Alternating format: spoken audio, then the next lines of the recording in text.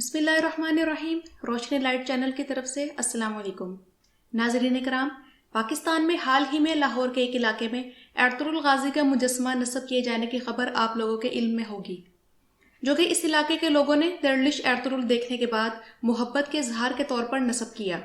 بہرحال یہ ایک حقیقت ہے کہ اسلام مجسمہ بنانے اور انہیں نصب کرنے سے منع کرتا ہے، مگر یہ اس ویڈیو کا موضوع نہیں ہے. یہاں ایک خبر جو میں آپ لوگوں سے شیئر کرنے والی ہوں وہ ترکی کے بارے میں ہے، جہاں حال ہی میں ترکی کے ایک علاقے اردو میں جب ارطغرل غازی کا ایک مجسمہ نصب کیا گیا تو ترکی کے سوشل میڈیا پر بھونچال آ گیا. اردو ترکی کا شمالی صوبہ ہے جس کے سٹی ہال میں 4 جون کو ارطغرل غازی کا مجسمہ نصب کیا گیا، اور یہ مجسمہ ان 20 مجسموں میں سے ہے جو یہاں مجموعی طور پر ارطغرل غازی کے نصب کیے گئے تھے. مگر یہ والا مجسمہ دوسرے مجسموں سے اس لیے الگ تھا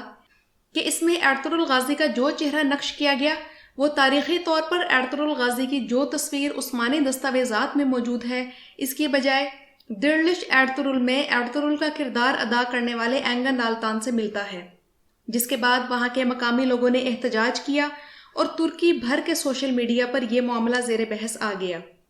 اور نوبت یہاں تک پہنچی کہ میونسپل کمیٹی کے 2 افسران، جن میں سے ایک کلچرل ڈپارٹمنٹ کے صدر ضابط یون جبکہ دوسرے برانچ مینیجر عبداللہ اوزکان تھے، انہیں اس قدر سنگین غلطی پر نوکری سے برطرف کر دیا گیا. اور اس کے بعد اردو میونسپلٹی نے ایک بیان جاری کیا کہ وہ خود بھی اس بات پر افسوس محسوس کرتے ہیں کہ اس مجسمے کی شکل ارطغرل کا کردار ادا کرنے والے اداکار سے کیوں ملتی ہے، اور اس معاملے کی تحقیقات کا آغاز کر دیا گیا ہے جو کہ اس معاملے کے ذمہ دار افراد کا تعین کریں گے، کیونکہ ترکی کی عوام ارطغرل غازی کے متعلق بہت زیادہ حساس ہے.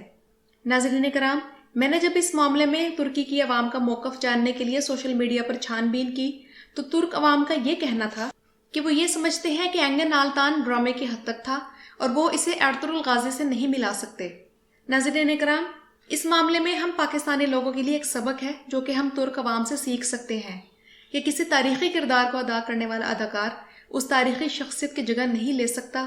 اور اس اداکار کی اداکاری، غلط طرز عمل یا پھر نظریات پر عوام کو تنقید کرنے کا حق حاصل ہے. مثلا اینگن نالتان کمال اتا ترک کو پسند کرتا ہے،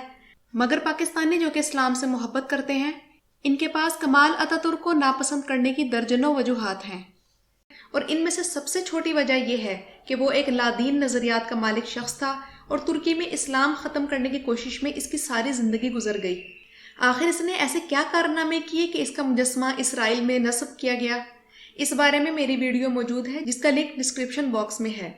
دردلش ارطغرل اور کرلش عثمان کے متعلق اکثر فیس بک گروپس میں یا انسٹاگرام، ٹویٹر وغیرہ پر اینگن نالتان کو بیم کہہ کر اس کی تصاویر وغیرہ شیئر کی جاتی ہیں. یہ سچ ہے کہ اینگن نالتان نے جاندار اداکاری کر کے اس سیریز میں جان ڈال دی اور حقیقت کا رنگ بھر دیا، مگر ہم یہ کیسے بھول سکتے ہیں کہ وہ اصل ارطغرل نہیں ہے اور خود بھی سیکولر نظریات کا مالک شخص ہے، جبکہ اصل ارطغرل غازی اسلام کے حقیقی مجاہد اور سپہ سالار تھے.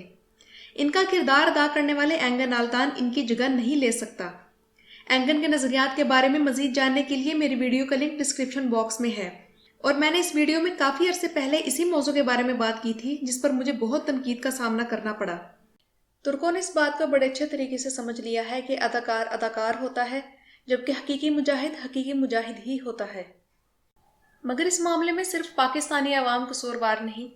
دنیا بھر میں چاہے وہ ہالی ووڈ ہو یا بالی ووڈ، ان اداکاروں اور اداکاراؤں کو گاڈ یا گاڈس کہہ کر پکارا جاتا ہے، اور پھر اس کے بعد ایک وقت آتا ہے کہ عوام انہیں الیکشن میں ووٹ دے کر قومی یا صوبائی اسمبلی کا رکن منتخب کر لیتے ہیں.